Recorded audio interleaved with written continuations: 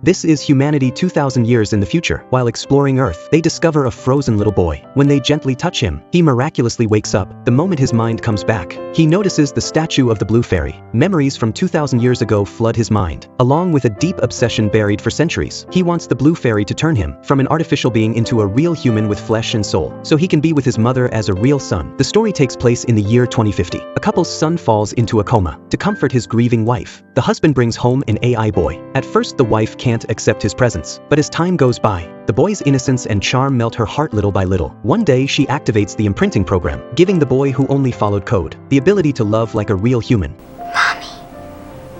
With that sound, from that moment on, the boy sees only her as his mother. His only thought is how to make her happy. The gloomy household suddenly feels alive again. Maybe this was the original purpose of AI, to serve humanity. Later, the boy learns that because he's not human, he can't stay with his mother forever, so he comes up with a wild idea. He wants to find the Blue Fairy from fairy tales and ask her to turn him into a real boy with magic. He goes through countless hardships, but his longing for a mother's love never changes. Eventually, he finds the legendary Blue Fairy and repeats his wish over and over. He doesn't know it's just a statue in an old theme park, so he stays in front of it, praying with all his heart for over 2,000 years, until one day he's awakened by advanced beings. They agree to help him by pulling his mother's soul from one day in the past, but it can only last for one day, and it can't be done again. As the door slowly opens, the boy sees the familiar figure he's missed for 2,000 years. She slowly wakes up under his gaze, gently brushes his hair, looks at his watercolor painting, and at the end of their day together, she gives him his very first birthday. As he blows out the last candle, he feels both grateful and sad. One day is far too short, but the love and happiness he felt are forever etched deep in his memory. Even though he's an AI, he's capable of feeling all the delicate emotions of a human heart.